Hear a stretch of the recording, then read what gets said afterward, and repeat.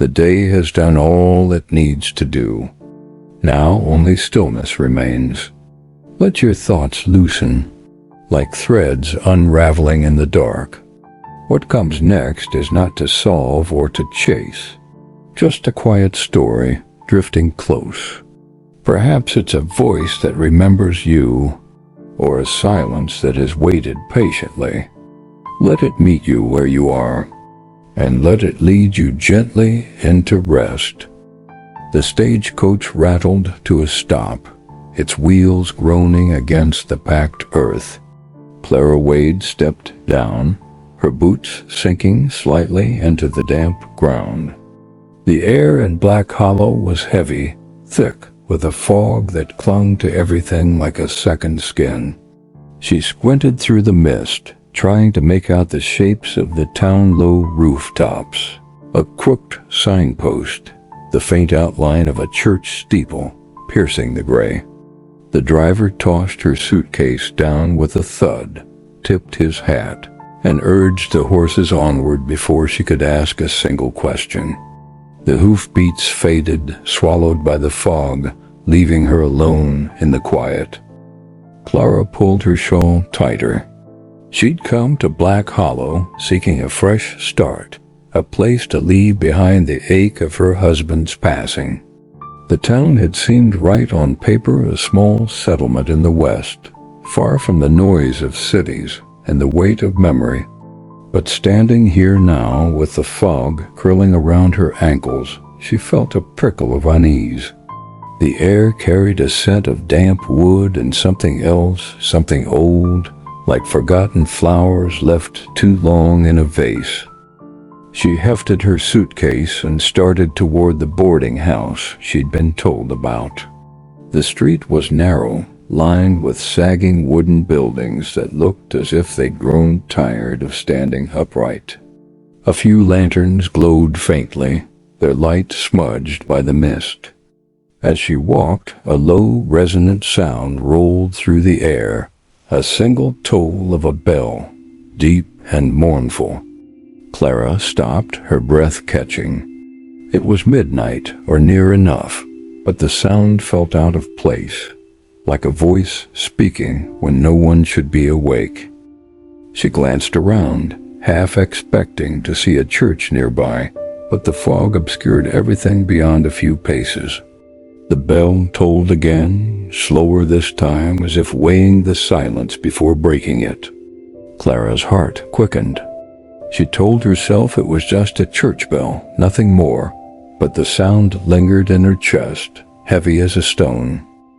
The boarding house was a 2-story structure with a peeling sign that read, May's Rest. The name struck her as odd, but she pushed open the door. A woman behind the counter, gray hair pinned tightly, looked up from a ledger. "You're the new one then," she said, her voice flat but not unkind. "Clara Wade?" Clara nodded, setting her suitcase down. "That's me. Is it always this foggy here?" The woman, Mrs. Hargrove, she introduced herself, gave a thin smile. "Most days. You'll get used to it. Rooms upstairs, second door. Breakfast at 7. She handed Clara a key, then paused, her eyes narrowing slightly. "You hear that bell just now?" Clara hesitated. "Yes. The church, I assume?" Mrs. Hargrove's smile faded. "Church ain't had a service in years. Bell rings on its own sometimes. Best not to dwell on it." She turned back to her ledger, dismissing the conversation. Clara climbed the creaking stairs to her room, a small space with a single bed, a washstand, and a window that looked out into nothing but fog. She unpacked her few belongings, a photograph of her late husband, a few dresses, a journal she hadn't written in since his death. The bell's echo still hummed in her mind, and she found herself standing at the window, straining to hear it again. But the night was silent now, save for the faint drip of condensation on the glass. The next morning the fog had thinned but not lifted, giving the town a hazy, dreamlike quality. Clara walked to the general store to pick up supplies, her footsteps muffled on the dirt road. The store was cramped, shelves packed with canned goods and bolts of cloth. A man stood behind the counter, broad-shouldered, with dark hair and hands scarred from work. He glanced up as she entered, his eyes lingering a moment before he nodded. "Morning. You the one staying at May's?" "Word travels fast," Clara said, managing a smile. Clara weighed. "Elijah Holt," he replied, his voice low like he wasn't used to speaking. "Blacksmith. Store's just a side job." He gestured to a stack of goods. "Need help with anything?" She shook her head, picking up a tin of coffee. "Just settling in. This town, it's quieter than I expected." Elijah's expression tightened almost imperceptibly. "Quiet's one word for it." He rang up her purchase, his movements deliberate. As she turned to leave, he added, "If you hear that bell at night, don't go chasing it. Some things are best left alone." Clara paused, her hand on the door. "Mrs. Hargrove said something like that. Why does it ring?" Elijah didn't meet her eyes. "Old towns have old stories. Not all of them are worth telling." He turned away, busying himself with a ledger, and Clara stepped back into the fog. That night, as she lay in bed, the bell tolled again, one slow, resonant note that seemed to come from nowhere and everywhere. Clara sat up, her heart pounding. She pressed her hand to the window, cold against her palm, and peered into the fog. For a moment, she thought she saw a shape, a flicker of white, like a dress moving through the mist, but when she blinked, it was gone. She lay back down, telling herself it was just the strangeness of a new place. But the bell's echo stayed with her, soft and insistent, like a whisper she couldn't quite hear. Clara woke to the sound of a rooster crowing somewhere in the distance, its call muted by the ever-present fog. The room was dim, the window pane streaked with moisture that blurred the world outside. She dressed quickly, her breath visible in the chilly air, and tried to shake off the memory of last night's bell. The sound had woven itself into her dreams, a low hum that left her restless. She glanced at the photograph of her husband on the knitstand, his kind eyes frozen in time, and felt a pang of guilt for letting this strange town unsettle her so soon. Downstairs, Mrs. Hargrove served breakfast, eggs, biscuits, and coffee that was more bitter than Clara liked. The dining room was empty save for an older man reading a newspaper, his face half hidden behind the pages. Clara ate in silence, her thoughts drifting to Elijah's words at the store. Asterisk, some things are best left alone. She wasn't one to chase ghost stories, but the bell's toll had a pull she couldn't quite ignore. After breakfast, she walked to her new home, a small cottage on the edge of town, rented sight unseen through a letter from Mrs. Hargrove's cousin. The place was modest, with a slanted roof and a porch that sagged under its own weight. The fog hung low, wrapping the cottage in a gauzy veil, and Clara felt as if she were stepping into a painting where the edges hadn't been filled in. She unlocked the door, the hinges groaning, and stepped inside. The air was musty, thick with the scent of old wood and neglect. The cottage had a single main room, a kitchen nook, and a bedroom barely large enough for a bed and dresser. A stone fireplace dominated one wall, its hearth cold and dusted with ash. Clara set her suitcase down and began exploring, her footsteps echoing on the uneven floorboards. In the bedroom, she found a wardrobe with a cracked mirror, and beneath the bed, a small wooden box caught her eye. She knelt, pulling the box free. It was plain, no carvings or lock, but its lid was stuck, warped by time. Clara pried it open with her fingernails, revealing a single item inside, a silver locket, tarnished but delicate, shaped like a heart. She clicked it open, expecting a photograph, but the inside was empty, save for a faint engraving, LM. Her fingers traced the letters, a shiver running through her. The locket felt heavier than it should, as if it carried more than its own weight. She slipped it into her pocket and continued unpacking, but her mind kept returning to the locket. By afternoon, she'd swept the floors and aired out the bedding, and the cottage felt marginally less like a stranger's home. Needing a break, she stepped onto the porch, where the fog had thickened, swallowing the road beyond. A figure emerged from the mist, a woman, older than Clara, with a shawl draped over her shoulders and a basket in hand. "Thought I'd bring a neighborly welcome," the woman said, her voice warm but cautious.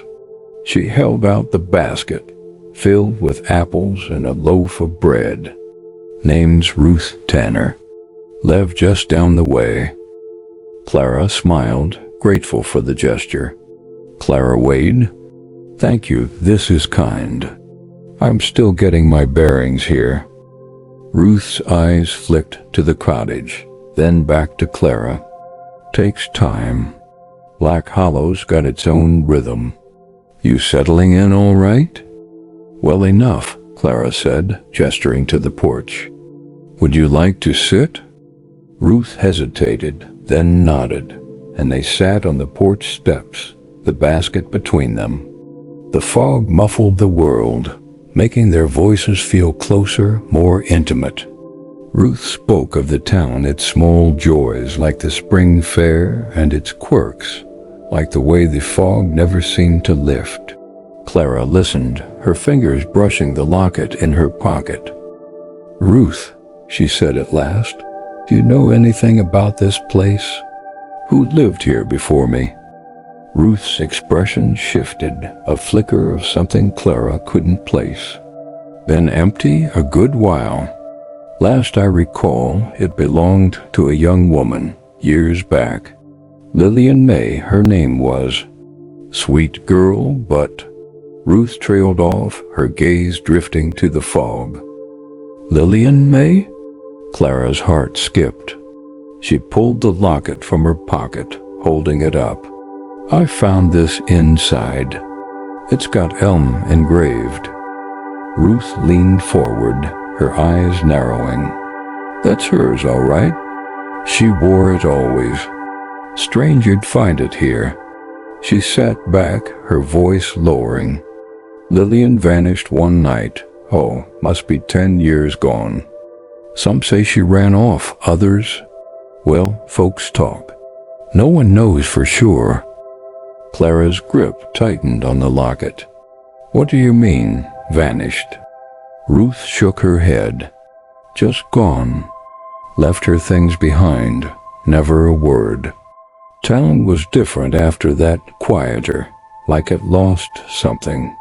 That bell started ringing not long after 2.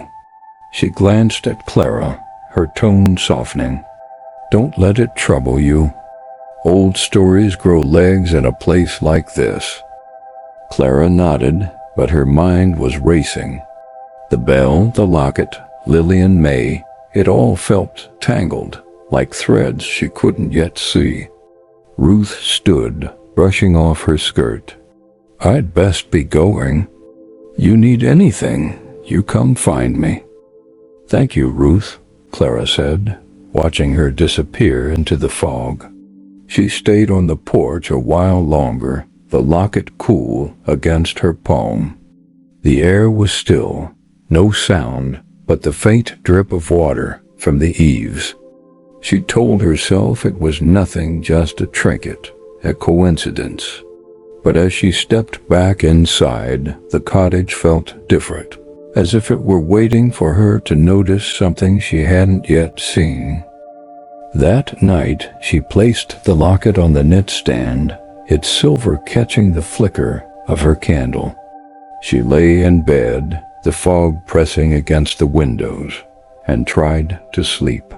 Just as her eyes grew heavy, a sound broke the silence, a single, resonant toll of the bell, rolling through the night. Clara's eyes snapped open. She waited, breath held, but no second toll came. Only the fog and the weight of the locket beside her seemed to answer. The morning fog draped Black Hollow like a heavy quilt, softening the edges of the world. Clara stood at her cottage door, the locket tucked safely in her pocket, its weight a quiet reminder of yesterday's discovery.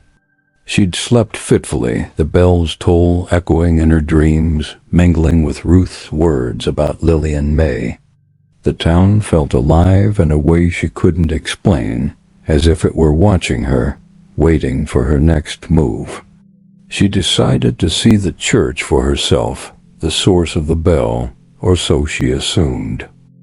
The path to the church wound through the town, past shuttered shops and houses with curtains drawn tight. The fog swirled around her, cool against her skin, and carried faint sounds, a creaking shutter, a dog's distant bark. Clara's boots crunched on the gravel, the only steady rhythm in the haze. The church loomed ahead, its steeple cutting through the mist like a blade. It was old, its wooden siding weathered to a dull gray, the windows clouded with grime. The bell tower stood at one end, a squat structure with a slanted roof, the bell itself hidden from view. Clara pushed open the heavy door, its hinges groaning in protest. Inside, the air was stale, thick with the scent of dust and wax. Rows of pews stretched toward a simple altar where a single candle flickered, casting long shadows. The silence was heavy, broken only by the faint drip of water somewhere in the rafters. She stepped forward, her footsteps echoing, and felt a chill that had little to do with the damp. At the front of the church, a man knelt by the altar, his head bowed. He was older, his hair streaked with gray, his black coat worn but neatly pressed. He rose as Clara approached, his eyes sharp despite the lines etched around them.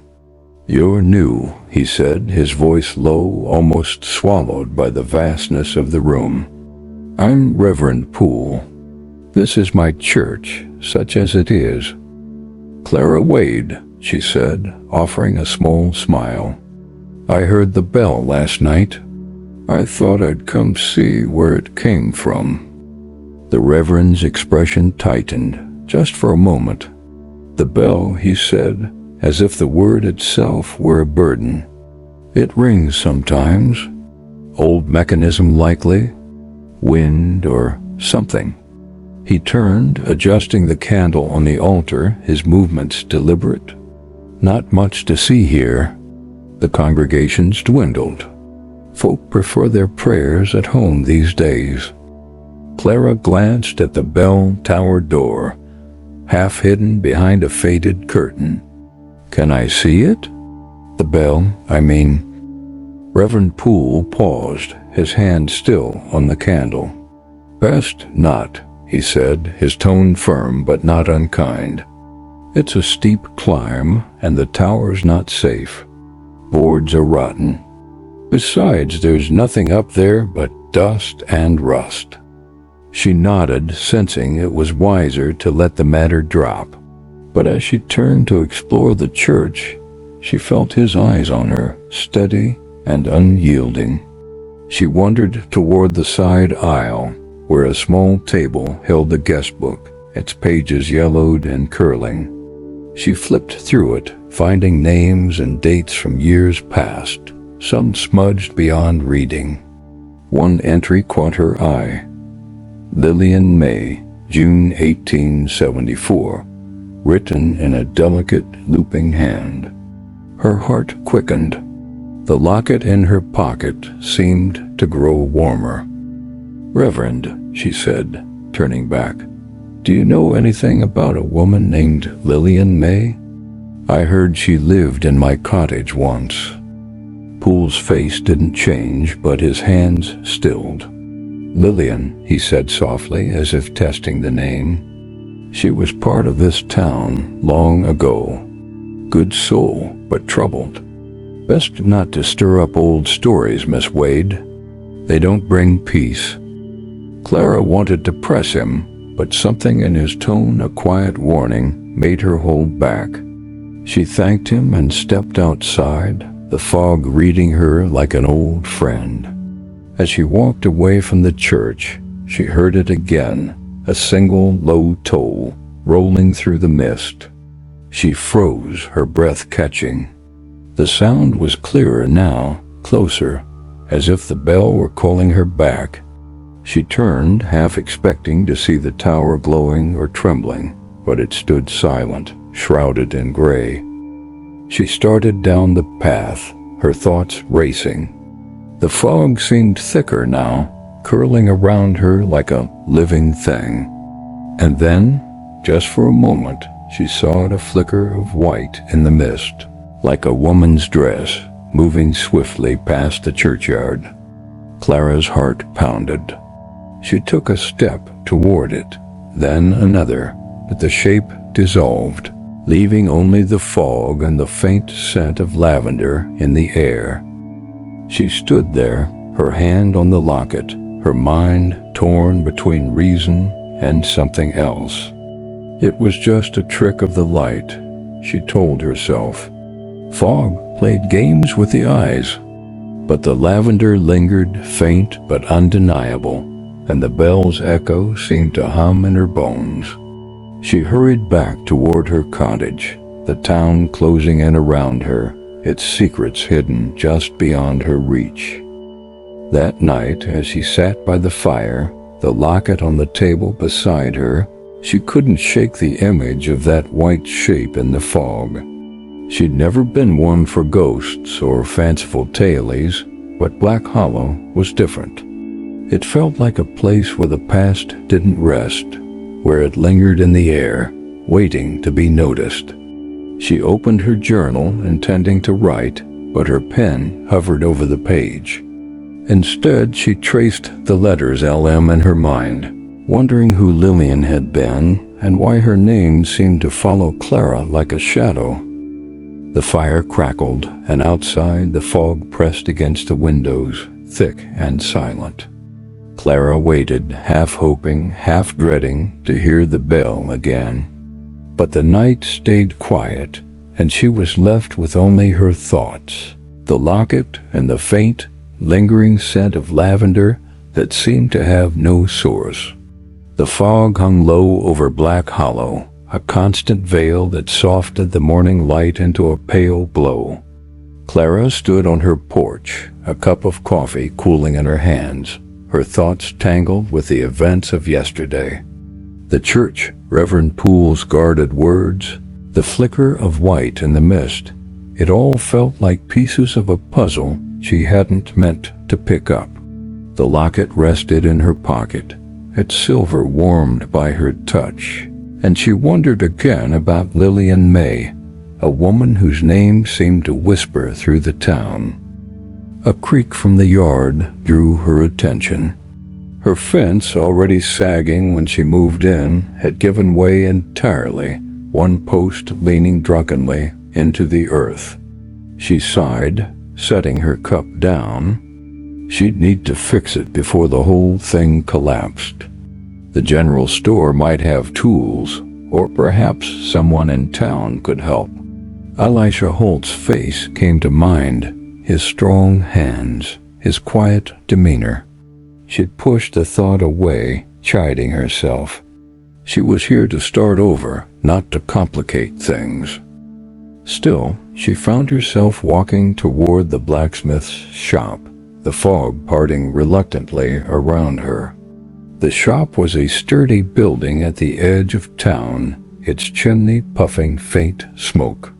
The clang of metal greeted her as she approached, rhythmic and steady.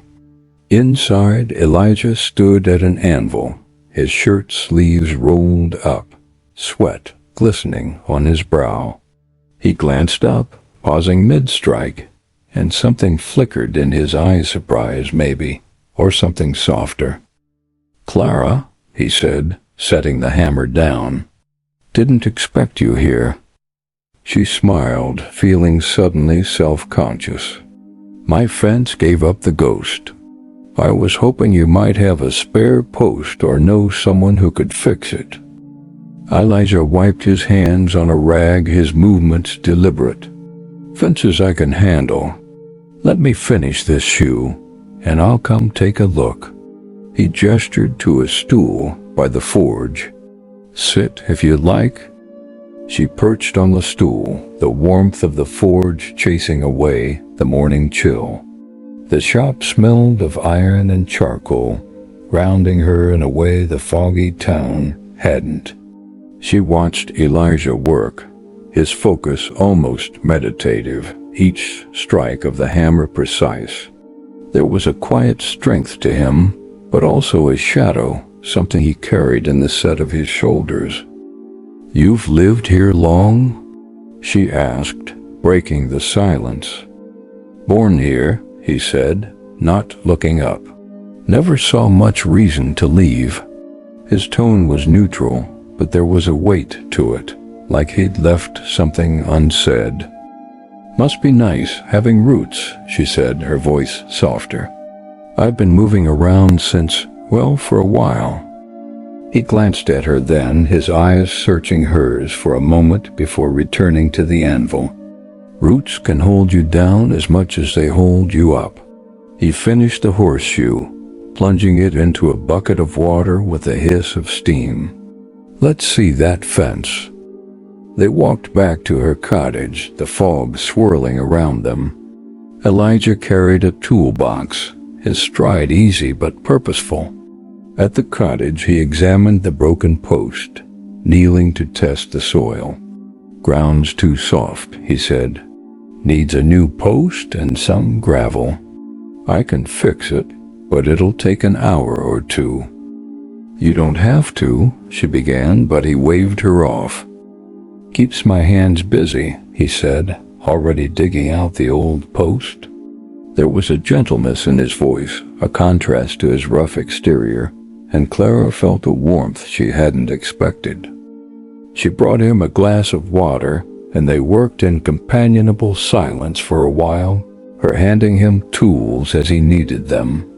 The fog seemed to thicken as they worked, the world shrinking to just the two of them, and the soft sounds of their task.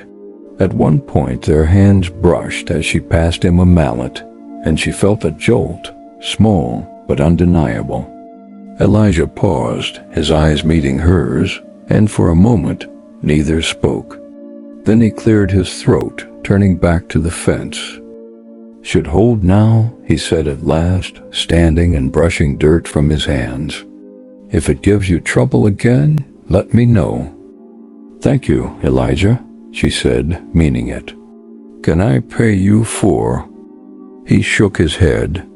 "Consider it a welcome to town." He'd picked up his toolbox, hesitating as if he wanted to say more.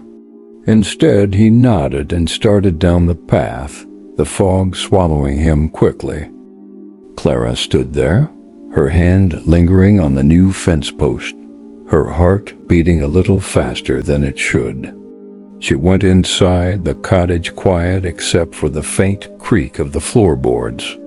That night, as she sat by the fire, the locket on the table, she felt restless. She tried to read, but her thoughts kept drifting to Elijah, to the bell, to Lillian May. Sleep came slowly, and when it did, it brought dreams.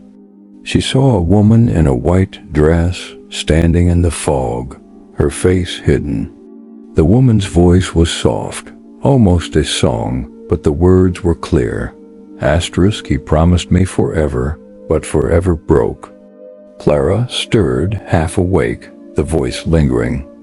She reached for the locket, its metal cool against her skin, and felt a strange certainty that Lillian's story wasn't just a tale, it was a thread, pulling her deeper into Black Hollow's heart. Outside, the fog pressed against the windows, and the night was silent. Clara waited for the bell, but it didn't toll. Instead, there was only the echo of that dream voice, soft and sad, weaving through her thoughts like mist. The fog in Black Hollow seemed to carry secrets, curling around Clara's cottage like a hand holding something fragile. She woke with the echo of her dream still lingering, Lillian's voice, soft and sorrowful, speaking of a broken forever. The locket sat on her knitstand, its silver catching the weak morning light. Clara traced the engraved LM with her fingertip, feeling the weight of a story she didn't yet understand. The town was pulling her in, and she wasn't sure whether to resist or follow. She decided to visit the churchyard. Reverend Poole's warning had only made her more curious, and Ruth's mention of Lillian May's disappearance gnawed at her. If there were answers, they might lie where the bell tolled, where the fog seemed thickest. She dressed warmly, tucking the locket into her pocket, and stepped into the mist. The air was damp, smelling of earth and faint lavender, a scent that followed her like a shadow. The churchyard was a short walk, tucked behind the church in a hollow where the fog pooled like water. The gate creaked as she pushed it open, revealing rows of weathered headstones, their names softened by time and moss. Clara moved slowly, reading inscriptions, her boots sinking into the soft ground. The silence was heavy, broken only by the occasional drip of moisture from the trees overhead. She felt watched, though she saw no one, and the locket in her pocket seemed to hum with a quiet energy. Near the back of the churchyard, half hidden by a tangle of ivy, she found a small headstone, its edges worn, but the name clear. Asterisk, Lillian May, 1850 to 1874. Clara knelt, brushing away the ivy. The dates struck her as odd. If Lillian had vanished, as Ruth said, why was there a grave? And 1874 was only 10 years ago, too recent for the stone to look so aged. She ran her fingers over the inscription, her mind racing. Below the name, a faint line was carved, barely legible, "Rest in his arms." No other details, no hint of how she died. Clara sat back on her heels, the fog swirling around her. The locket felt heavier now, as if it knew its owner lay here. She pulled it out, clicking it open, half hoping for some new clue, but the empty interior stared back at her. "Who were you, Lillian?" she whispered, her voice swallowed by the mist. A twig snapped behind her, and she turned, heart leaping. The churchyard was empty, but the fog seemed to shift, as if something had moved through it. She stood, clutching the locket, and scanned the graves. Nothing. Just the fog, and that faint lavender scent again, stronger now. She told herself it was her imagination, but the air felt charged, like the moment before a storm. She walked the churchyard's perimeter, looking for other clues, but found only more headstones, their stories silent. As she neared the church, she noticed a small door at the base of the bell tower, its wood warped and splintered. She tried the handle, but it was locked, the metal cold and rusted under her fingers. Reverend Poole's words echoed in her mind. Asterisk, the tower's not safe. Asterisk, but the bell's tolls felt like a call she couldn't ignore. She returned to the cottage, her thoughts a tangle of questions. The locket sat on her table as she made tea, its presence like a guest she hadn't invited. She tried to focus on practical things, unpacking the last of her belongings, writing a letter to her sister back east, but Lillian's name kept surfacing. The grave, the locket, the bell, they were pieces of something larger, something the town seemed reluctant to share. In the afternoon, she walked to the general store, hoping to find Ruth or someone else who might know more. The store was quiet, save for a young boy stacking cans. Elijah wasn't there, and Clara felt a small pang of disappointment.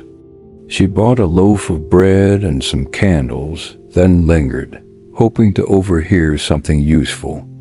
The boy hummed to himself, oblivious, and no one else came in.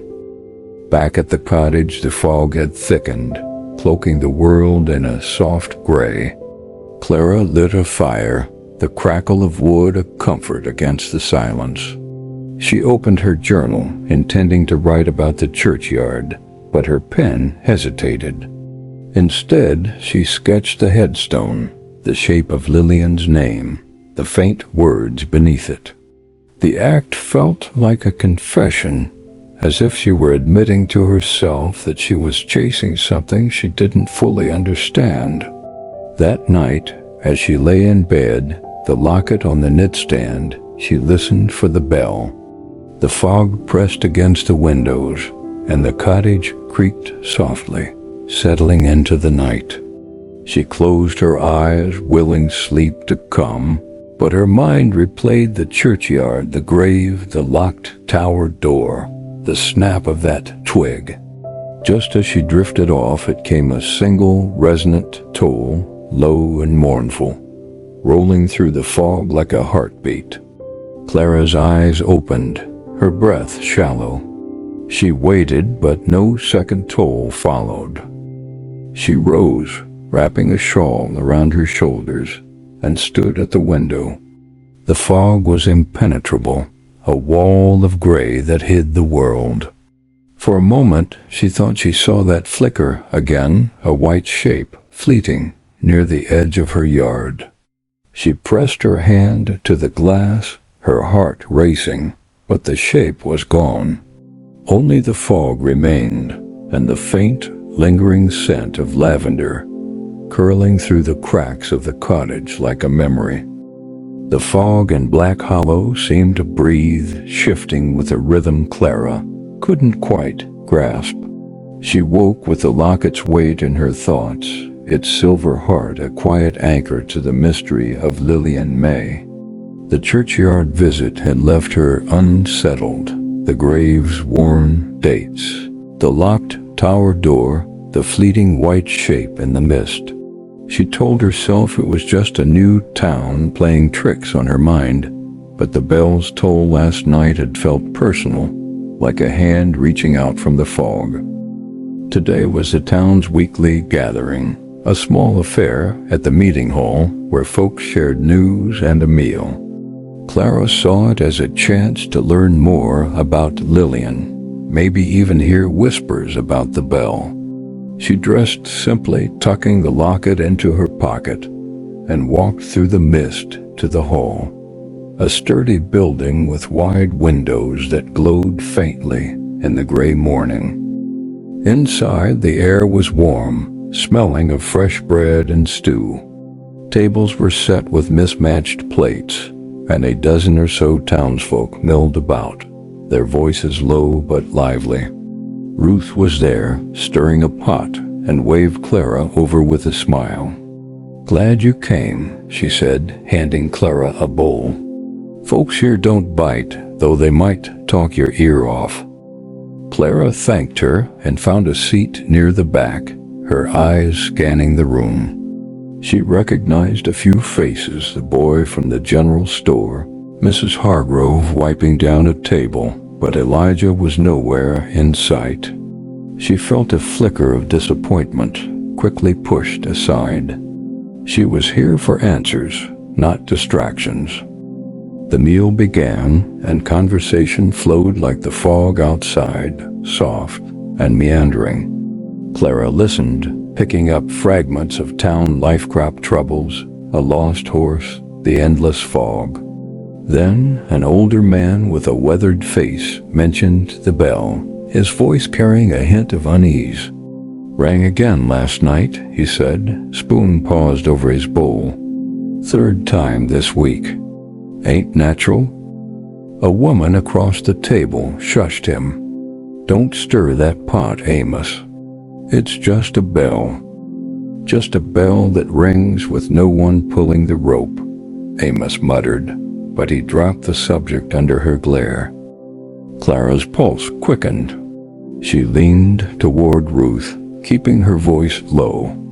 "Does it always cause a stir like that? The bell, I mean?" Ruth glanced around, then leaned in.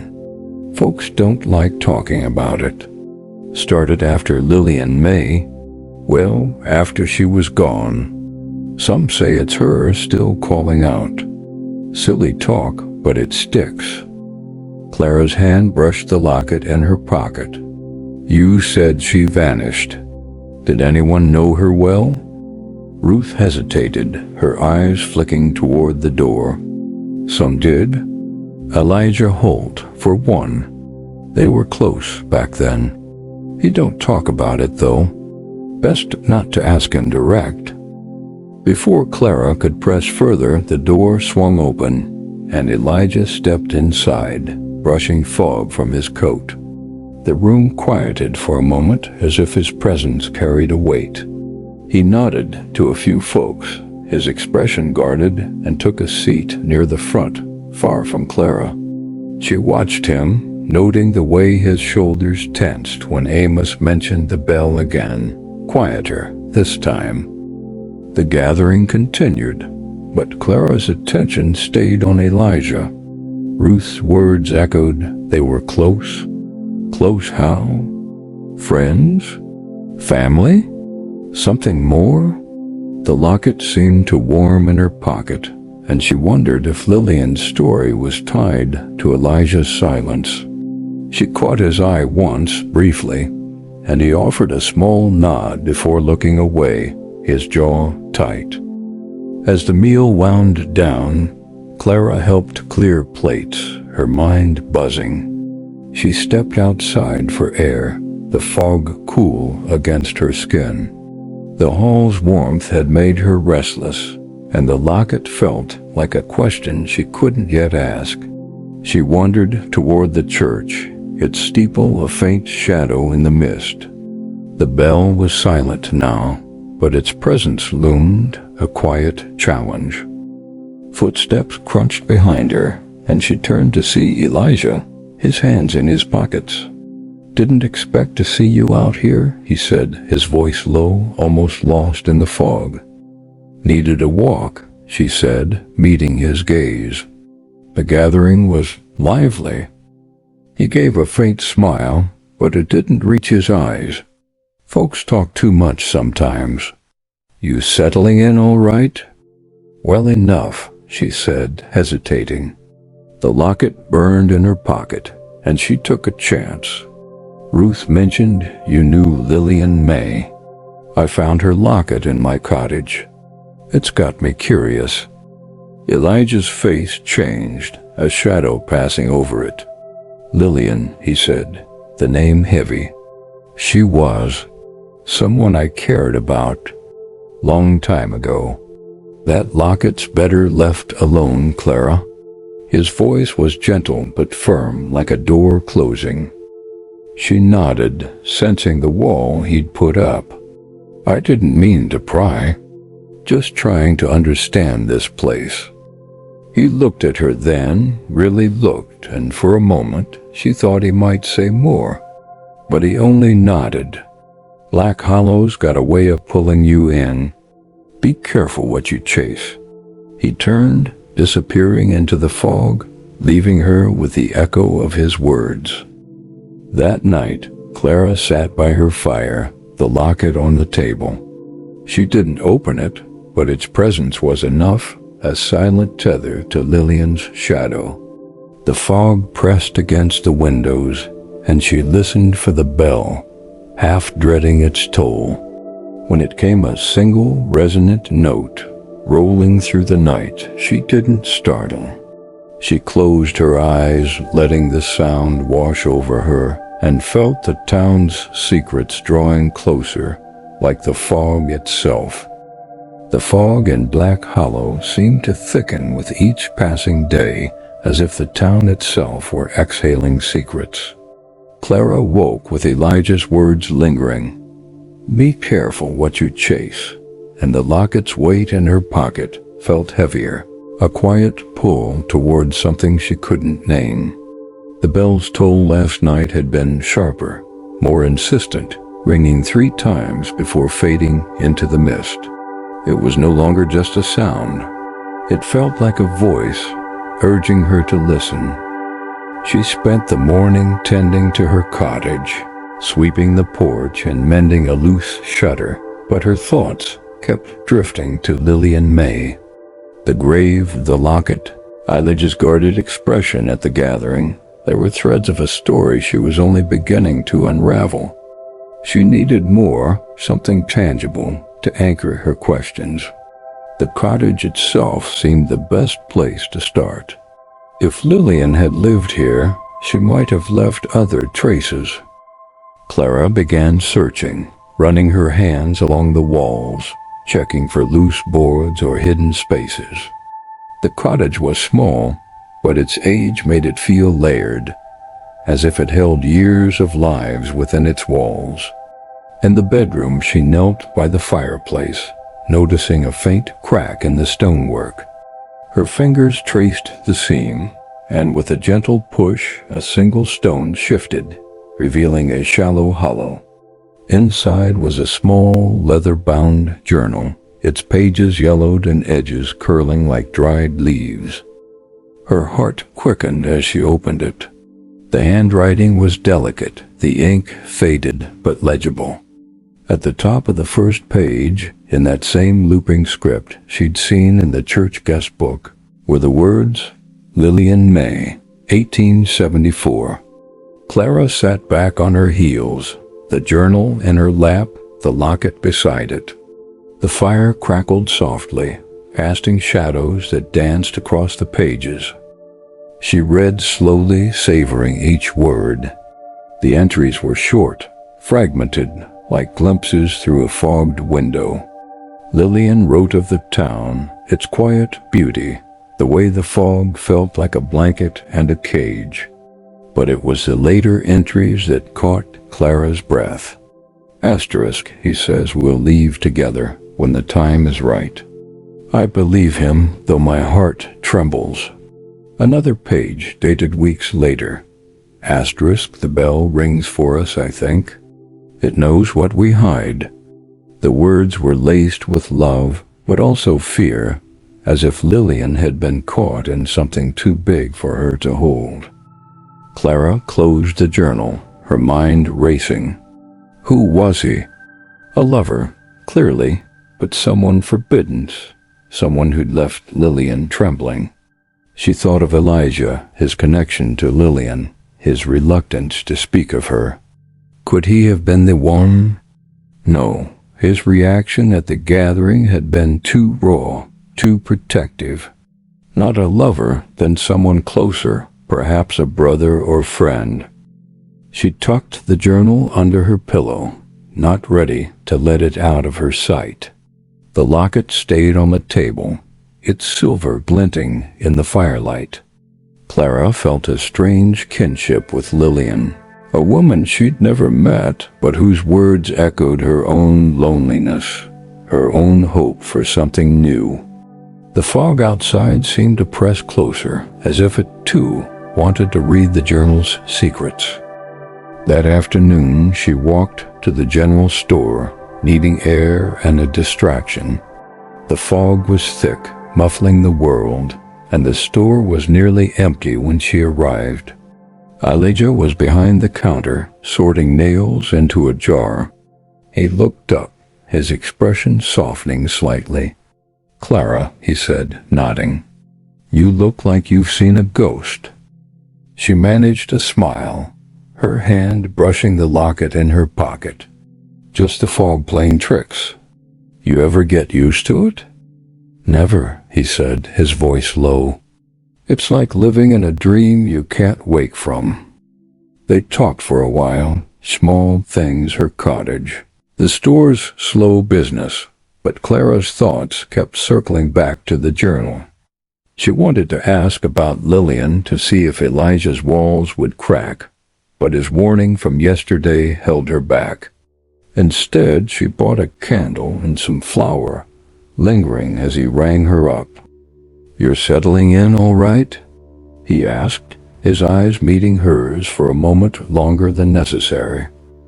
"Trying to," she said, her voice softer. "This town, it's got a way of keeping you guessing." He nodded, a shadow crossing his face. "It does. Just don't let it pull you too deep." He turned away, busying himself with the ledger, and Clara left, the locket and journal heavy in her mind. That night, the bell tolled again 4 times, each note slower, heavier, as if the fog itself were ringing it. Clara sat up in bed, the journal in her hands. She read another entry by candlelight. Asterisk. "He says the bell will guide us, but I fear it calls for me alone." The words sent a chill through her, and she looked at the window, where the fog pressed like a face against the glass. She didn't see the white shape that night, but she felt it, a presence, soft and sad, lingering just beyond her sight. The lavender scent was there again, faint but unmistakable, curling through the room. Clara clutched the journal, her heart pounding, and wondered what promise Lillian had chased, and why it had left her bound to this foggy town. The fog and Black Hollow clung to everything, a soft shroud that blurred the line between day and night.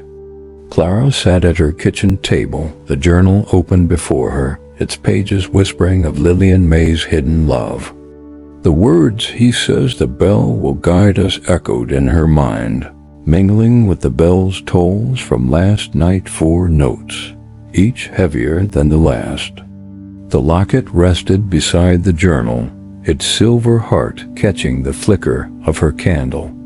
She felt as if Lillian were in the room, her presence a quiet ache in the air. Clara's thoughts kept returning to Elijah. Ruth had said he and Lillian were close, and his reaction at the gathering, guarded, almost wounded, suggested he carried more than just memories. The journal's mention of a forbidden love didn't seem to fit him, but he knew something, she was sure of it. She couldn't let it rest, not with the bell ringing louder, not with Lillian's words pulling her deeper into the fog. She decided to confront him. It wasn't her way to push, but the town's secrets were closing in, and Elijah was a thread she couldn't ignore. She tucked the journal under her mattress, slipped the locket into her pocket, and headed to the blacksmith's shop. The fog was thick, muffling her footsteps, and the air carried that faint lavender scent, fleeting but unmistakable. It followed her like a memory she couldn't place. The shop was warm, the forge glowing red as Elijah shaped a piece of iron. He looked up as she entered, his hammer pausing mid-air. "Clara," he said, his voice cautious. "Didn't expect you today." "I need to talk," she said, stepping closer, her heart pounding. "About Lillian May." His face tightened and he set the hammer down, the clang echoing in the quiet. "I told you, that's old history. Why are you digging into it?" She pulled the locket from her pocket, holding it up. "I found this in my cottage. And now I found her journal, too. She wrote about someone, a man she loved, someone she was afraid of losing. You knew her, Elijah. What happened to her? Elijah's eyes fixed on the locket, and for a moment she thought he might reach for it. Instead, he turned away, his hands gripping the edge of the workbench.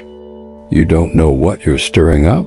He said, his voice low, almost a growl. Lillian's gone. Let her rest.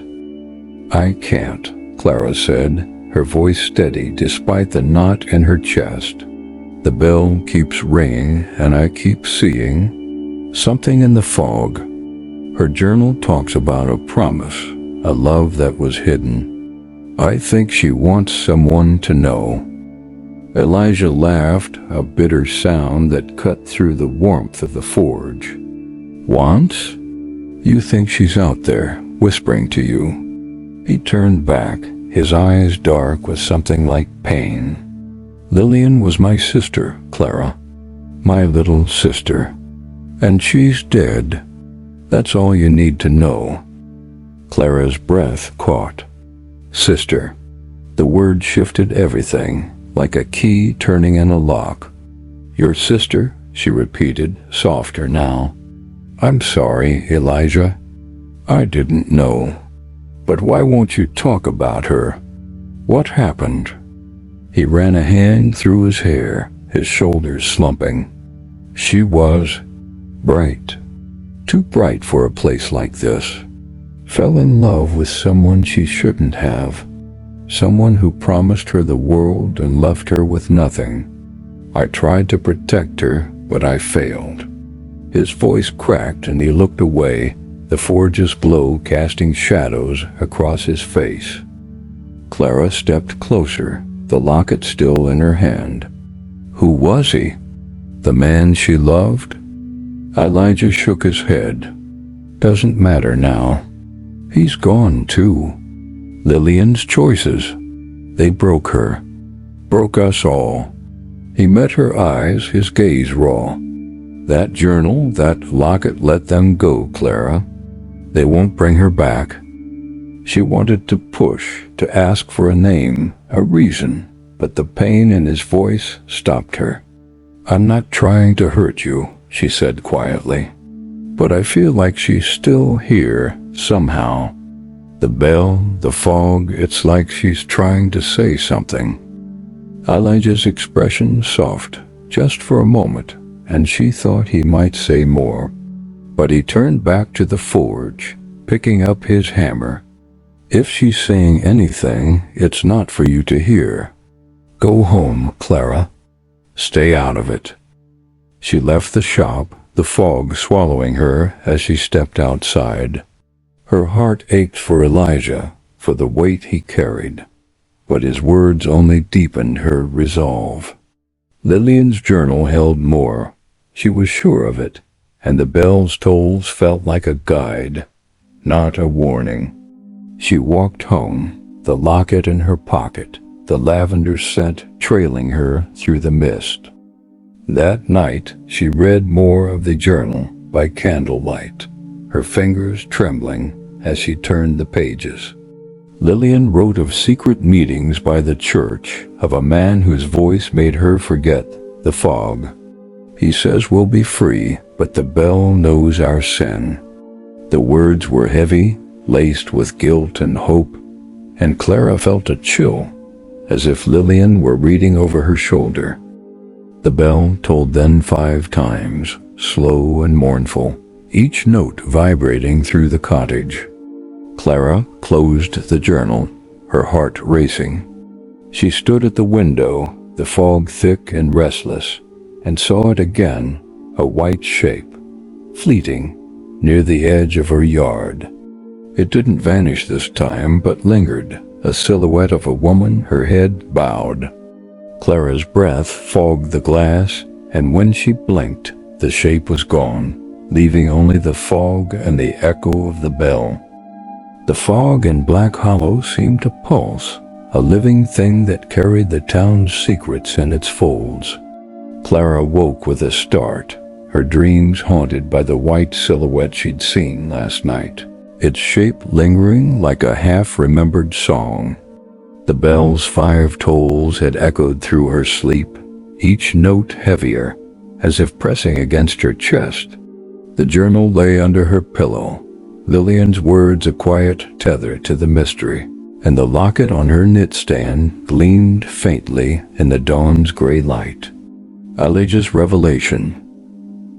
Lillian was my sister had shifted the ground beneath her, but it only deepened her need to understand.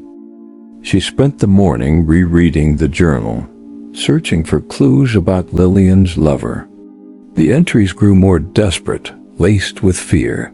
Asterisk, he says we must wait, but the bell grows louder. It sees us. Clara's heart ached for Lillian, caught in a love that seemed to unravel her. She thought of Elijah's pain, his refusal to name the man who'd broken his sister. Whatever had happened, it was buried deep, and the town seemed content to let it stay that way. But Clara couldn't let it rest.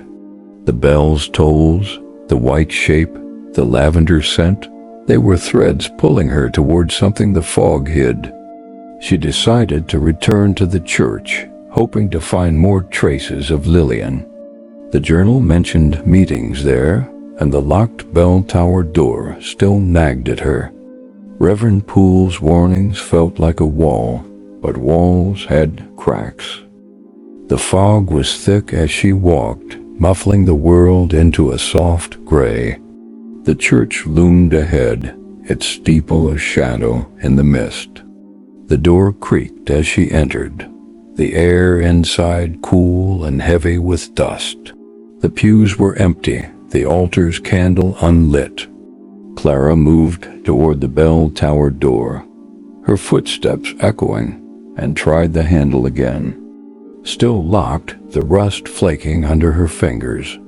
She glanced around, half expecting Poole to appear, but the church was silent. As she turned to leave, a sound stopped her, a soft rustle, like fabric brushing stone. She froze, her heart pounding, and scanned the shadows. Nothing. But the air felt different, charged, and that lavender scent drifted past, faint but unmistakable. Clara's hand went to the locket in her pocket, its weight grounding her. "Lillian?" she whispered, the word barely audible. No answer came, but the silence seemed to listen. She left the church, her nerves frayed, and wandered into the churchyard. The fog pooled around the graves, and Lillian's headstone stood as she'd left it, ivy curling over its edges. Clara knelt, brushing the stone, and noticed something new, a faint scratch near the base, almost hidden. LN and J. Her breath caught. Initials carved in haste, a secret etched in stone. J? Who was J? Not Elijah, surely, but someone Lillian had loved enough to mark forever. The fog shifted, and Clara felt a chill, as if the air had turned its gaze on her. She stood, clutching the locket, and that's when it happened. A vision, sudden and vivid, like stepping into someone else's memory. She saw Lillian, young and radiant, her white dress glowing in the fog. She stood by the church, her hands clasped with a man's, his face blurred, his voice low and urgent. "We'll leave soon," he said, but we must be careful. Lillian's eyes were bright with hope, but fear flickered there, too. The bell tolled once, sharp and accusing, and the man pulled away, his shape dissolving into the mist.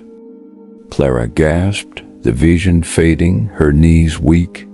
She was back in the churchyard, the fog curling around her, the headstone cold under her hand.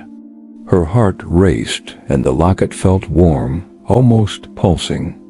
It wasn't just a trick of the mind. She'd seen Lillian, felt her longing, her fear. The bells, tolls, the white shape, the journal, they were all connected, and Lillian was at the heart of it. She hurried home, the fog pressing close, the lavender scent trailing her. The town felt different now, alive with whispers she couldn't quite hear. At the cottage, she lit a fire, her hands trembling, as she opened the journal again. The last entry she read was stark, asterisk. He says tonight, but the bell won't let us go. Clara's throat tightened. Whatever had happened that night, it had left Lillian bound to this place, her spirit caught in the fog. That evening, the town seemed restless. Clara heard voices outside, neighbors talking, their tones hushed but urgent. She stepped onto her porch, catching fragments. Asterisk, the bell again? 5 times last night? It's getting worse. Asterisk. The fog was thicker, almost suffocating, and Clara felt eyes on her, though no one was near. She went back inside, locking the door, and sat by the fire, the journal and locket before her. The bell tolled then 6 times, each note slow and resonant, shaking the air. Clara's breath hitched. She stood at the window, the fog a wall of gray, and saw the white shape again. Clearer now, a woman in a dress, standing at the edge of her yard. Lillian's face was pale, her eyes wide with a silent plea. Clara's hand pressed against the glass, her heart pounding, but the shape faded, leaving only the fog and the bell's dying echo. The fog in Black Hollow seemed to tighten its grip, as if the town were holding its breath. Clara woke with Lillian's face burned into her memory, those wide, pleading eyes from the vision, the white dress dissolving into the mist. The bell's 6 tolls last night had shaken her, each note a step closer to a truth she wasn't sure she was ready to face. The journal lay open on her table, its pages heavy with Lillian's fear. The bell won't let us go. The locket beside it felt alive, its silver heart warm to the touch, as if it carried Lillian's pulse. Clara's visit to the churchyard had left her rattled, the initials LM and J, the vision of Lillian and her shadowed lover. Whoever J was, he was the key to Lillian's story, and the bell seemed to know it, tolling louder, more urgently. But Elijah's pain, his refusal to speak, and Reverend Poole's warnings stood like barriers. Clara felt caught, drawn to Lillian's truth, but wary of the cost of chasing it. She decided to confront Poole again. His guarded demeanor at the church suggested he knew more than he let on, and the locked bell tower door nodded her. If Lillian's spirit was tied to the bell, the tower might hold answers. Clara dressed, tucking the locket and journal into her coat, and stepped into the fog. The air was thick, smelling of damp earth and that faint lavender, now a constant companion. The town was quiet, its houses blurred in the mist, as if Black Hollow itself were hiding. The church stood somber, its steeple barely visible. Clara pushed open the door, the creak echoing in the empty nave. The air was stale, the pews shadowed, but a faint light glowed near the altar. Reverend Poole was there, arranging hymnals, his movements stiff. He looked up as she approached, his eyes narrowing. "Miss Wade," he said, his voice clipped. "You're persistent." "I need to talk," she said, stopping a few paces away. "About Lillian May." Poole's hands stilled, the hymnal in his grip trembling slightly. "I told you she's long gone. Why stir up old sorrows?" "Because they're not resting," Clara said, her voice steady despite her racing heart. "I found her journal. She wrote about a man, a secret love. and the bell it keeps ringing louder every night. I saw her grave, but the dates don't add up. What happened to her, Reverend? Poole's face hardened, but his eyes betrayed a flicker of something guilt, perhaps, or fear. You're meddling in things you don't understand, he said, setting the hymnal down with a thud. Lillian was a troubled soul. Her choices brought pain, and the town paid for it. Let it lie. Clara stepped closer, her hand on the locket in her pocket. I can't. I've seen her in the fog by my cottage. She's not at peace. And you know why, don't you? What are you hiding? Poole's jaw tightened, and for a moment she thought he might lash out. Instead, he sighed, his shoulders sagging. You're not the first to ask, and you won't be the last. Lillian died. Badly. A broken heart, they said, but it was more than that. The town wanted it quiet, and I did what I could to keep it so. For everyone's sake. Died how? Clara pressed, her voice low. The journal says she was planning to leave with someone. Who was he? Poole shook his head, his gaze drifting to the bell tower door. Some things are better left buried. The bell rings because this town carries its guilt. Lillian's not the only one who suffered. He stepped toward her, his voice dropping to a whisper. If you keep digging, you'll find more than you bargained for. And it won't just be her ghost you answer to. Clara's heart pounded, but she held his gaze. I'm not afraid of ghosts, but I am afraid of letting her story stay hidden. She deserves better. Poole stared at her, his expression unreadable, then turned away. The tower's locked for a reason, he said, almost to himself. Don't go looking for keys. He walked toward the vestry, his footsteps fading, leaving Clara alone in the church. She stood there, the locket warm in her hand, the air heavy with Poole's words. He'd all but admitted to a cover-up, but why? What was so shameful about Lillian's death that the town had buried it? She glanced at the bell tower door, its rusted lock a silent challenge. She tried the handle again, more out of habit than hope, but it didn't budge. Outside, the fog was denser, the lavender scent stronger, curling around her like a caress. Clara walked home, her thoughts a tangle of Poole's warnings and Lillian's journal. The town felt alive, its secrets stirring in the mist. At the cottage, she lit a fire, the journal and locket before her. She read another entry, her hands trembling. Asterisk, he swore we'd be free, but the bell calls me back. I fear I'll never leave. The words felt like a plea, and Clara's resolve hardened. That night, the bell tolled 7 times, each note a weight pressing against the fog. Clara stood at her window, the mist swirling outside, and saw the white shape again, closer now, standing by her fence. Lillian's face was clearer, her eyes locked on Clara's, filled with a silent urgency. Clara's breath fogged the glass, and when she reached out, the shape vanished, leaving only the echo of the bell and the scent of lavender heavy in the air.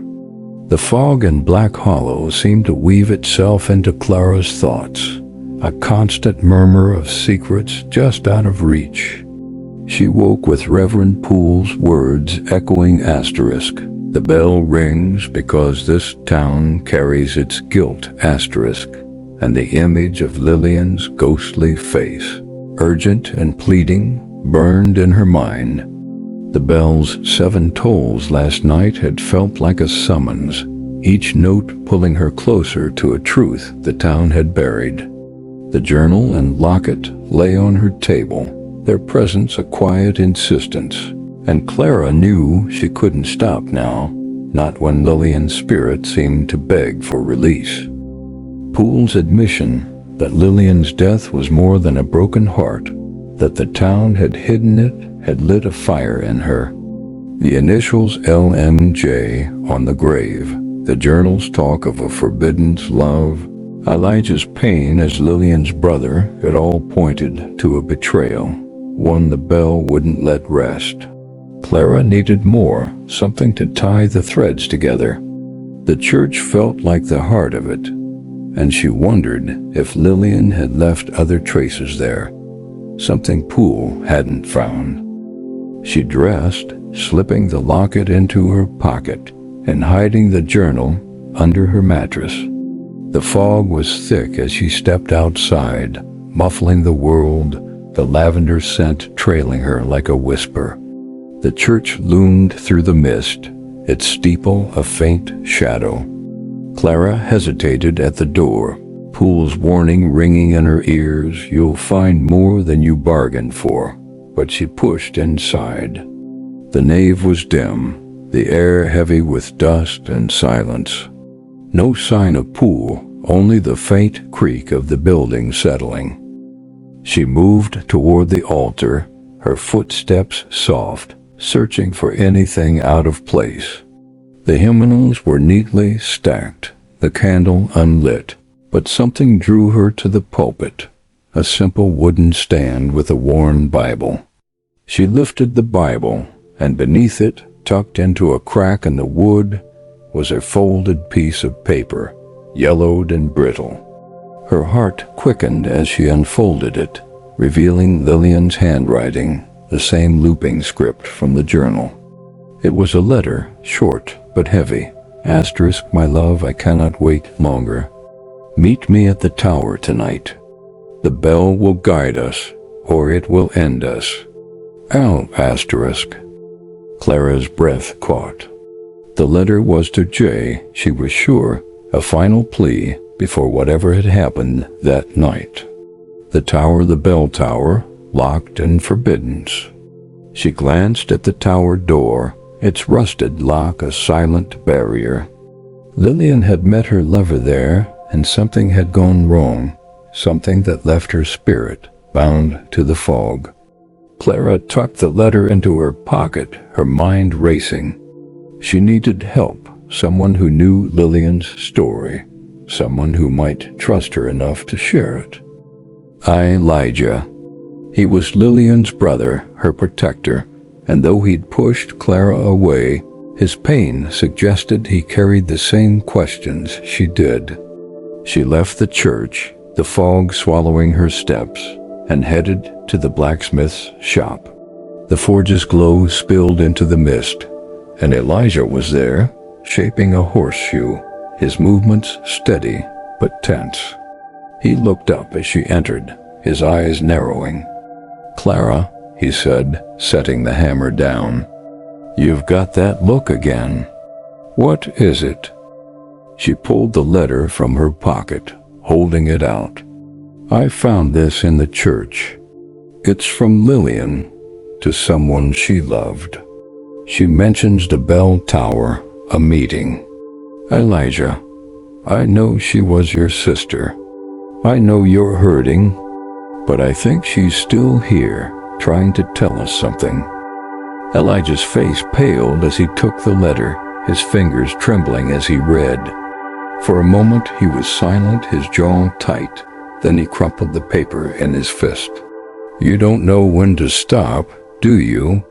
he said, his voice low, raw. "I told you to let it go." "I can't," Clara said, stepping closer. The bells ringing louder every night. "I've seen her, Elijah, her spirit, in the fog. She's not at peace. This letter, the journal, they're her voice. Help me understand. Who was she meeting? What happened?" Elijah turned away, his shoulders rigid, the forge's heat casting shadows across his face. "You think I don't want to know?" he said, his voice breaking. "I was supposed to protect her, but I didn't. She loved someone who wasn't hers to love. Someone who promised her everything and gave her nothing but pain. I don't know what happened that night, Clara. I wasn't there. Clara's heart ached for him, but she pressed on. Then let's find out together. The tower, the bell, they're part of it. Poole's hiding something, and this letter proves Lillian was there.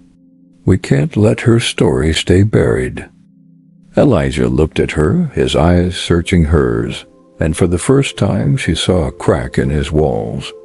He sighed, unfolding the letter again, smoothing it with care. "All right," he said at last, "but we do this careful. Poole won't like it, and the town. They've kept this quiet for a reason." Clara nodded, relief flooding her. "Thank you, Elijah." He didn't smile, but his gaze softened. "Don't thank me yet. Some truths hurt more than the not knowing." They agreed to meet at the church the next evening, when Poole was less likely to be there. Clara left the shop, the fog closing around her, the letter's words echoing in her mind. "The bell will guide us, or it will end us." That night, the bell tolled 8 times, each note a tremor in the air, shaking the cottage. Clara stood at her window, the fog thick and restless, and saw Lillian's shape again, standing by the fence, her eyes fixed on the church.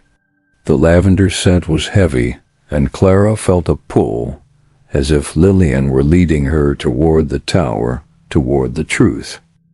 The fog in Black Hollow seemed to hum with anticipation, as if the town itself knew a reckoning was near.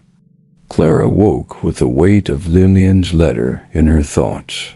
The bell will guide us, or it will end us, and the image of her ghostly figure, eyes fixed on the church, lingered like a shadow. The bell's 8 tolls last night had vibrated through her bones, each note a step closer to the truth. The journal and locket sat on her table, quiet sentinels of Lillian's story, and Clara felt a resolve hardening within her. With Elijah's help, she was closer than ever to understanding what had happened in that tower. The day passed slowly, the fog thicker than ever, cloaking the town in a restless gray. Clara stayed inside, rereading the journal, searching for any hint of Jay's identity. Lillian's words were fevered, full of love and dread. He says we'll be free, but the bell sees our hearts. Clara's mind churned Jay, the man who'd promised Lillian everything, who'd met her in the tower, who'd left her spirit bound to the fog.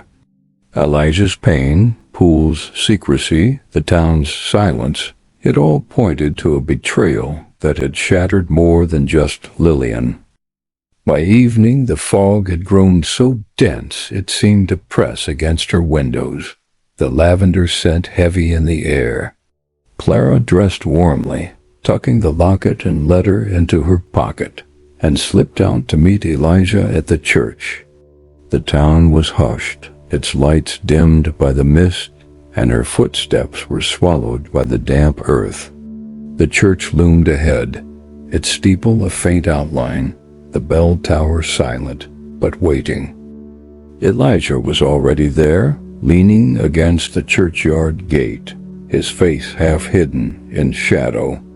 He nodded as she approached, his expression grim but determined. "You sure about this?" he asked, his voice low. "Poole catches us, he won't take kindly." "I'm sure," Clara said, her heart steady despite the chill in the air. "Lillian's waiting, Elijah. I saw her again last night by my fence. She's pointing us here." He exhaled, his breath clouding in the fog. "All right, let's be quick." He pulled a small pry bar from his coat, gesturing to the bell tower door. "Lock's old. Should give with a bit of force." They slipped inside the church, the nave dark and still, the air thick with dust. The tower door stood at the far end, its rusted lock a stubborn guard. Elijah worked quietly, the pry bar creaking against the wood, and after a tense moment, the lock gave with a snap. The door groaned open, revealing a narrow staircase spiraling into darkness. The air was cold, smelling of damp stone and something fainter lavender, sharp and clear. Clara's pulse quickened. "She was here," she whispered, her hand on the locket. "I can feel it." Elijah nodded, his jaw tight, and lit a small lantern from his pocket. "Stay close," he said, leading the way up the stairs. The steps were uneven, creaking under their weight, and the walls were slick with moisture. The lantern's light cast flickering shadows, making the tower feel alive, watchful. At the top, they found the bell, a massive, iron thing, its surface pitted with age, suspended by a thick rope that vanished into the shadows below. The chamber was cramped, the air heavy, and Clara's eyes caught on something etched into the wooden beam beside the bell. LM and J forever. The same initials from the grave, carved with a trembling hand. Her throat tightened. Lillian had stood here with J, dreaming of a future that never came. "Look," Elijah said, his voice rough. He knelt by the floorboards, where a small, loose plank jutted up. He pried it free, revealing a hidden space beneath a bundle of letters tied with faded ribbon. Clara's heart leaped as she took them, her fingers trembling. The top letter was in Lillian's hand, addressed to Asterisk. "My heart, Asterisk." She opened it, the paper crackling, and read aloud, her voice soft in the quiet tower. Asterisk. "If you cannot come, I will go alone. The bell calls me and I cannot stay. Asterisk." Elijah's face crumpled, his eyes fixed on the letter. "She wrote this that night," he said, his voice barely audible. "She was going to run away with him." Clara nodded, her eyes scanning the other letters.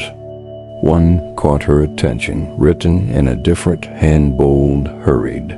Asterisk Lillian, wait for me. "I'll come, I swear. J asterisk." The promise was stark, but it hadn't been kept.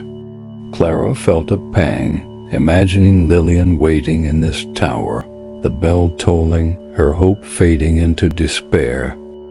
Before they could read more, the bell tolled 9 times, sudden and deafening, shaking the tower. Clara gasped, clutching the letters as the air grew colder, the lavender scent overwhelming. A figure appeared in the doorway below Lillian, her white dress glowing faintly, her face clear now, eyes wide with urgency. "Free me," she whispered, her voice like wind through the fog. "Tell them." Clara's heart raced, but the figure faded, leaving only the bell's echo and the weight of the letters in her hands. Elijah stood frozen, his face pale. "She's here," he said, his voice shaking. "She's been here all along." "We'll tell her story," Clara said, her voice firm. "We'll find Jay, and we'll set her free." They left the tower, the letters hidden in Clara's coat, the fog closing around them. The bell's tolls lingered in the air, a call to finish what Lillian had started. The fog in Black Hollow seemed to tighten, as if the town were bracing for a truth long buried. Clara woke with the echo of Lillian's voice, "Free me," and the weight of the letters found in the bell tower pressing against her heart. The bell's 9 tolls last night had shaken the air, each note a plea that matched the urgency in Lillian's ghostly eyes. The journal, Locket, and now the letters formed the map of her story, but the final piece, Jay's identity, remained just out of reach. Clara felt the fog's pull, urging her to finish what she'd started, with Elijah by her side. She spent the morning with the letters, their faded ink a window into Lillian's final days. The words were raw, full of love and desperation. Asterisk, I'll wait at the tower, my heart. Don't let the bell take me. Jay's replies were fewer, his promises vague. Asterisk, soon, Lillian.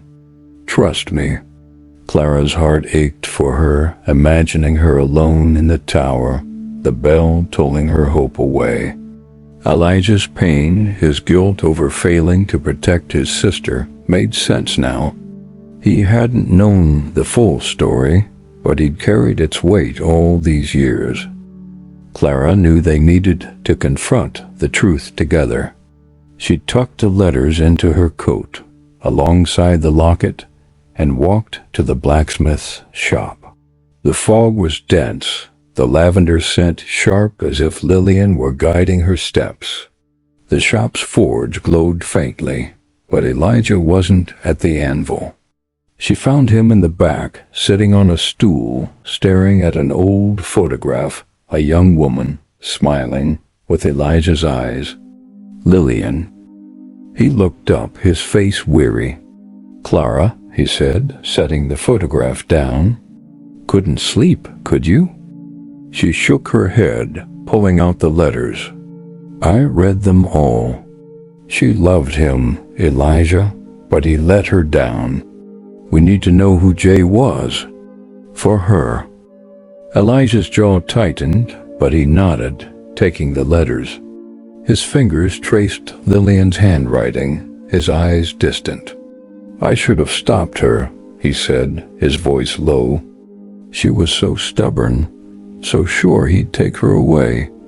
I didn't know about the tower, not then. I thought she'd just run off. Clara sat beside him, her voice soft. You couldn't have known, but we can help her now. She's still here, Elijah. I saw her in the tower, heard her. She wants the truth told. He looked at her, his eyes raw. I failed her once. I can't again. He stood, his shoulders straightening. Let's figure this out. Those letters anything about who he was? Clara hesitated, then pulled out Jay's note. He wrote this, promising to meet her. The handwriting's bold, hurried. Maybe we can match it to something in town, or ask around quietly. Elijah frowned, studying the note. I know that hand, he said slowly, his voice tightening. Seen it before, on bills at the store.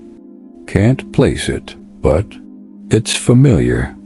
He handed it back, his expression hardening. We start with the store. Old records, maybe? Then we'd talk to Ruth. She knew Lillian might remember something. They walked to the general store, the fog swirling around them, the lavender scent lingering. The store was quiet, the boy at the counter half asleep. Clara and Elijah sifted through old ledgers, their fingers smudged with dust. Most were mundane orders for flour, nails, cloth, but one page stopped Elijah cold. A receipt signed with a bold J. Carver. The handwriting matched the letter perfectly. James Carver, Elijah said, his voice a growl. Rancher, lived outside town. Rich, charming. Left a few years after Lillian died. His hands clenched, the ledger trembling. It was him. Clara's heart raced. Did you know he and Lillian? No, Elijah said, his eyes dark. She kept it secret. I'd have killed him if I'd known. He paused, his voice breaking. She was my sister, Clara. I was supposed to keep her safe, but I didn't see how deep she'd fallen. Carver was married, older. He had no right to her. Clara touched his arm, her voice soft. It wasn't your fault. She loved him, and he used that. We'll tell her story, Elijah. For her. He nodded, his jaw tight. Carver's gone now, dead a few years back. But the town needs to know what he did. And Poole, he covered it up, I'm sure of it. They left the store, the fog heavier, the bell silent but looming. That night, Clara sat by her fire, the letters and locket before her. The truth was close, but it felt fragile, like a thread that might snap. The bell tolled 10 times, each note slow and resonant, shaking the cottage. Clara stood at her window, the fog thick, and saw Lillian again, her white dress glowing, her face clear. She pointed to the church, her lips moving soundlessly. Asterisk, tell them. Clara's heart pounded, but she nodded a silent promise. The lavender scent filled the room, and Lillian's figure faded, leaving only the fog and the bell's echo, urging her forward. The fog and Black Hollow felt heavier, as if it carried the weight of truths finally rising to the surface. Clara woke with the name James Carver echoing in her mind, a man whose charm had ensnared Lillian and left her spirit bound to the town's bell. The 10 tolls last night had been relentless, each note a call to finish what she and Elijah had started. The journal, locket, and letters sat on her table, their presence a quiet urgency, and Lillian's ghostly plea, tell them, burned in Clara's heart. The truth was close, but it came with a cost, and she felt the town's eyes on her even through the fog. She met Elijah at his shop, the forge's glow cutting through the morning mist. His face was drawn, the photograph of Lillian tucked away, but her memory clear in his eyes. Carver, he said, his voice low, as if the name itself were a wound. I keep seeing her, Clara, how she used to laugh, how she trusted him. I should have seen it. Clara touched his hand, her voice soft. You couldn't have known. She hid it even from you. But we know now, and we can give her peace. He nodded, his jaw tight. Poole's part of this. He covered for Carver. I'd bet my life on it. We need to know why and how Lillian died. They decided to confront Poole, but first they needed proof, something to tie Carver to Lillian's final night. The letters mentioned the tower, and Clara wondered if more clues lay there. They walked to the church, the fog thick and restless, the lavender scent sharp in the air. The churchyard was silent, Lillian's grave a quiet sentinel. Inside, the nave was dim, the air heavy with dust. The bell tower door stood ajar, its lock still broken from their last visit, and Clara's heart quickened.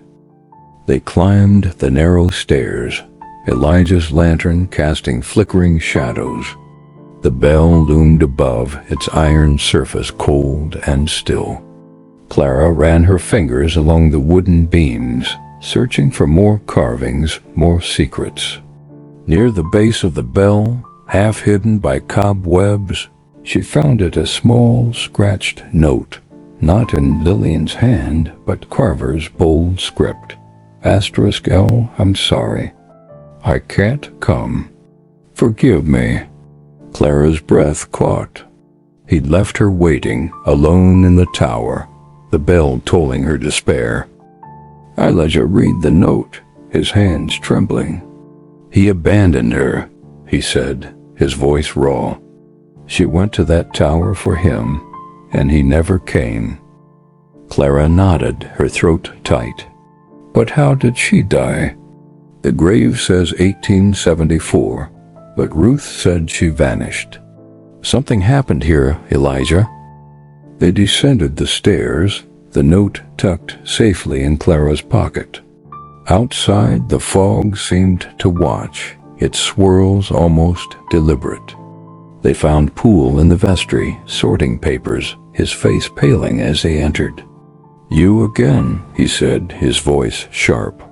I told you to leave it be. We know about James Carver, Clara said, holding up the note. He was Lillian's lover. She met him in the tower, but he didn't come. What happened to her, Reverend? Why did you hide it? Poole's eyes darted to the note, then back to them, his hands clenching. You don't understand, he said, his voice low. Carver was a powerful man. His wife, the town, they'd have torn themselves apart if the truth came out. Lillian, she took her own life up in that tower, jumped after he broke his promise. I found her and I buried her quiet to spare the scandal. Elijah's face twisted, his fists balling. You let him walk free? My sister died because of him and you protected him? Poole stepped back, his voice shaking. I protected the town. Carver left, his wife never knew, and Lillian's name wasn't dragged through the mud. The bell started ringing after her guilt, maybe, or ours. I've lived with it every day. Clara's heart ached for Lillian, for Elijah, for a town that buried its pain. She's still here, she said softly. I've seen her, heard her. She wants the truth told, not hidden. Poole's shoulders sagged, his eyes distant. Then tell it, he said, almost a whisper. But it won't bring her back. They left the church, the fog closing around them, the lavender scent heavy. Clara felt the weight of Lillian's story, now complete her love for Carver, his betrayal, her final act in the tower. The bell had tolled for her, and it tolled still, carrying her voice through the fog. That night the bell rang 11 times, each note slow and mournful, shaking the cottage. Clara stood at her window, the fog swirling, and saw Lillian's figure, clearer than ever, standing by the church. Her face was calm now, her eyes grateful. Clara whispered, We'll tell them, and the figure nodded, fading into the mist. The fog and Black Hollow seemed to soften, as if the town were exhaling a long-held breath. Clara woke with Lillian's story complete in her mind, James Carver's betrayal, her tragic leap in the tower, Reverend Poole's silence to shield the town. The bell's 11 tolls last night had felt final, a call not just to reveal the truth, but to set Lillian free. The journal, locket, and letters sat on her table, their weight lighter now, as if they too knew the end was near. Clara felt a quiet resolve, tempered by the ache of Lillian's loss and Elijah's grief. She met Elijah at his shop, the fog thinning just enough to let the morning light filter through. His face was tired, but his eyes held a new clarity, as if naming Carver had lifted a shadow. We tell the town today, he said, his voice steady. At the gathering hall, they need to know what happened to her. Clara nodded, clutching the locket in her pocket. For Lillian, she said softly. And for you. They walked to the hall, the letters and journal tucked in Clara's coat. The fog swirled gently, the lavender scent faint but present, like a farewell. The hall was fuller than last time, townsfolk murmuring over coffee and bread. Ruth was there, her eyes curious as Clara and Elijah entered. Amos, the old man who'd grumbled about the bell, sat near the front, his gaze sharp. Reverend Poole stood by a window, his face drawn as if he knew what was coming. Elijah cleared his throat, stepping forward, his voice carrying over the chatter. Folks, we need to talk about something old, something this town's kept quiet too long. The room stilled, eyes turning to him. Clara felt her heart pound, but stood beside him, the locket warm in her hand.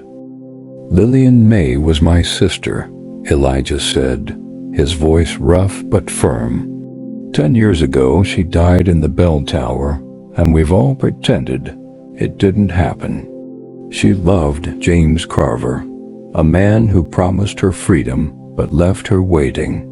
She took her own life, and the town, some of us, covered it up to save face. Murmurs rippled through the crowd, some shocked, others guilty.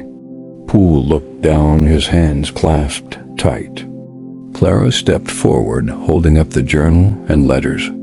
"Lillian left these," she said, her voice clear. Her words, her heart. She loved deeply, and she paid for it. The bell's been ringing because she's still here, asking us to remember her, to speak her truth. Ruth's eyes widened, and Amos nodded slowly, as if a piece of the town's puzzle had clicked into place. Clara read from the journal, Lillian's words filling the room. Asterisk, the bell sees our hearts. She shared the letter from the tower, Carver's broken promise, and Poole's confession about the cover-up. The air grew heavy, not with anger but with a shared sorrow, as if the town were mourning anew. Poole stepped forward, his voice low. "I thought I was protecting us," he said. "But I was wrong. Lillian deserved better." His admission hung in the air, a weight lifted from the fog. The room was quiet. Then Ruth spoke, her voice soft. "We should have listened to the bell. It was her all along." Others nodded, some wiping tears, and Clara felt the town shift, its secrets laid bare. That evening, Clara and Elijah stood in the churchyard by Lillian's grave. The fog was lighter, the air clearer, as if Black Hollow were breathing freely at last. Clara placed the locket on the headstone, its silver glinting in the fading light. "Rest now, Lillian," she whispered. Elijah laid a single flower beside it, his hand trembling. The bell tolled once, a single, clear note, not mournful but peaceful, like a sigh of release. Clara looked at Elijah, his eyes wet but calm. "She's free," he said, and Clara nodded, feeling it too, the lavender scent gone, the fog lifting, the town quieter in a way it hadn't been before. They stayed in the churchyard as the sun dipped below the horizon, the fog retreating to reveal a sky dusted with stars. Clara felt a warmth in her chest, not just for Lillian's peace, but for the bond she'd forged with Elijah. Two souls drawn together by a shared need to right an old wrong. She decided to stay in Black Hollow, her cottage no longer just a refuge, but a home. Elijah, too, seemed lighter, his grief softened by the truth's release. The town began to change in small ways. The bell stayed silent, its purpose fulfilled, and the fog, while still present, seemed less oppressive, as if it had carried Lillian's spirit and now let her go. Clara and Elijah grew closer, their shared journey a quiet foundation for something new, not a grand romance like Lillian's, but a steady connection rooted in understanding. Black Hollow was no longer just a place of secrets. It was a place of healing, where the past could rest and the present could breathe. Asterisk. Not all spirits seek to frighten. Some just wish to. If their tale lingered with you, let it rest with your breath. Sleep well tonight. And if you hear a whisper in your dreams, maybe it's just the end of the story. Asterisk.